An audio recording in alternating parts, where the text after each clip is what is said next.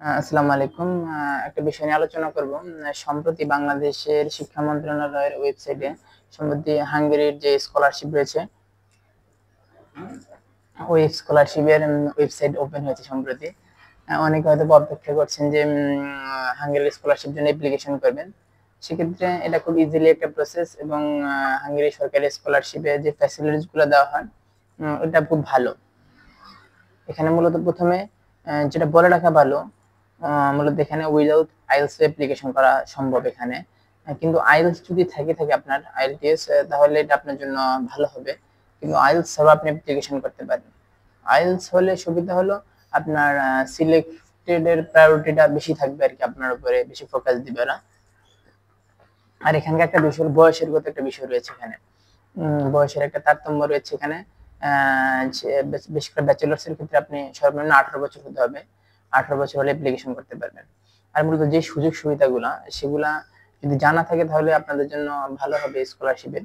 সেক্ষেত্রে যে প্রথম যে সুবিধাটি পাবেন আপনি, সেটা হলো এখানে ফুল ফান্ডেড একটা স্কলারশিপ, কোনো টিউশন ফি দেওয়ার প্রয়োজন নেই এখানে। দ্বিতীয় সবচেয়ে যে বড় সুযোগটা সেটা হলো এখানে আপনার অ্যাকোমোডেশনের জন্য আপনাকে থাকার জায়গা দিবেন। তৃতীয় সুযোগটি হলো এখানে আপনি হেলথ ইন্স্যুরেন্স দেওয়া হবে আপনাকে ফুললি। এটা বেশ করে বাইরে যারা পড়তে চান তাদের জন্য খুবই ভালো একটা সুযোগ। না বাইরে যদি আপনি অসুস্থ হয়ে যান, হঠাৎ যদি হেলথ ইন্স্যুরেন্স না থাকে, তাহলে আপনার এখানে চিকিৎসা নিতে খুব কষ্ট হয়, সে বেশ করে ইউরোপের কান্ট্রিগুলোতে। সেক্ষেত্রে এখানে হেলথ ইন্স্যুরেন্সটা আপনাকে প্রোভাইড করছে। আর চতুর্থ যে সুবিধাটি হলো সেটি হলো এখানকার মূলত আপনার যেই মান্থলি একটি অ্যালাউন্স দেওয়া হবে, এটা মোটামুটি একজন ব্যাচেলর্স স্টুডেন্ট ক্ষেত্রে চলার মতো মোটামুটি চলা বলা যায়। এখানে প্রায় আপনার বাংলাদেশি টাকায় প্রায় 11,500 টাকা দেওয়া হবে। আর যারা মাস্টার্স রয়েছেন তাদের ক্ষেত্রে 36,000 টাকার মতো একটি অ্যালাউন্স দেওয়া হবে। আর মূলত যে ডকুমেন্ট গুলো নিয়ে আপনি অ্যাপ্লিকেশন করতে পারবেন সেটা নিয়ে এখন আলোচনা করব। সেটা হলো আপনার যদি ব্যাচেলর্স বা মাস্টার্স পিএইচডি মানে একই ধরনের বিষয়গুলো লাগে, সেক্ষেত্রে প্রথমে আপনার পাসপোর্ট লাগবে অ্যাপ্লিকেশন করার ক্ষেত্রে। আপনার যে এনআইডি কার্ড, জন্ম নিবন্ধনটি লাগবে। আপনার এক কপি ছবির প্রয়োজন হবে এখানে। তৃতীয়ত যেটি হলো আপনার চতুর্থ যেটি হলো সেটি হলো আপনার যে একাডেমিক যে ব্যাকগ্রাউন্ড গুলো রয়েছে, আপনার যে সার্টিফিকেট এবং নম্বরপত্রগুলো প্রয়োজন হবে। আর তারপর আপনার প্রয়োজন হবে রিকমেন্ডেশন লেটার।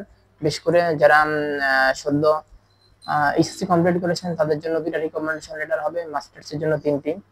আর পিএইচডি এর ক্ষেত্রে এখানে থিসিসের প্রয়োজন হতে পারে, যারা থিসিস করবেন যে বিষয়ের উপরে সেটা প্রয়োজন হবে। আর যে বিষয়টি হলো এসওবি প্রয়োজন হবে একটি আপনার, সেটি আপনার অনার্স কিংবা মাস্টার্স অ্যাপ্লিকেশন করেন না কেন আপনার একটি এসওবি প্রয়োজন হবে, স্টেটমেন্ট অফ পারপাস। সেটি আপনি আপনার নিজের ভাষায় সেটি উপস্থাপন করবেন। আমি এসওপি নিয়ে একটা ভিডিও দিব খুব শীঘ্রই, কিভাবে এসওপিটি আপনি লিখতে হবে। আর মূলত আপনার একটি মেডিকেল সার্টিফিকেট প্রয়োজন হবে, পুলিশ ক্লিয়ারেন্সের প্রয়োজন হবে, এই আরেকটি সিভির প্রয়োজন হবে। আর সিভিটি হবে অবশ্যই ইউরোপাস ফরম্যাটে। ইউরোপাস ফরম্যাট আপনি যদি অনলাইনে চার্জ দেন ইউরোপাস ফরম্যাটটি কেমন হতে পারে সেটি আপনার অনেকে এই নিয়ে ভিডিও দেয়, সেটা আপনি বিস্তারিত দেখতে পারবেন এবং খুব ইজি প্রসেসে আপনি সিভিটি তৈরি করতে পারবেন। মূলত আপনি যদি এই ডকুমেন্টগুলো গুছিয়ে রাখেন তাহলে আপনি অ্যাপ্লিকেশনটি ইজিলি করতে পারবেন। এগুলো আপনার প্রথমে অ্যাটাস্টেশন, আপনার বেশ করে যে আপনার যে সার্টিফিকেটগুলো আপনি বা নম্বরপত্রগুলো নেবেন এগুলো অবশ্যই অ্যাটাস্টেশন থাকলে আপনার জন্য সবচেয়ে ভালো হবে। আর অ্যাটাস্টেশন কিভাবে করবেন সে নিয়ে আমি একটি ভিডিও দিয়েছিলাম, সেটি দেখলে আশা করি আপনি খুব ইজিলি অ্যাটাস্টেশনটি করতে পারবেন। আর আরেকটি বিষয় হলো এখানে যে প্রোগ্রামগুলো আপনি অ্যাপ্লিকেশন করতে পারবেন, সেক্ষেত্রে সম্ভবত এবার 140টির মতো স্কলারশিপ প্রোভাইড করা হবে এবার। আর মূলত এখানে science, arts, commerce, social science, arts এবং সব ফ্যাকাল্টি, বেশ করে সব গ্রুপের জন্য এখানে স্কলারশিপটি প্রোভাইড করা হচ্ছে।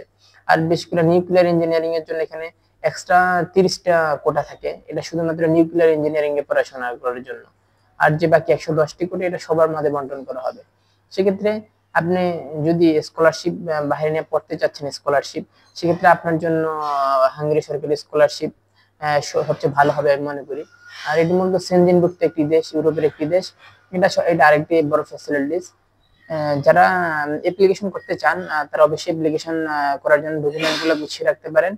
আগামী 15 জানুয়ারি পর্যন্ত স্কলারশিপের অ্যাপ্লিকেশন থাকবে।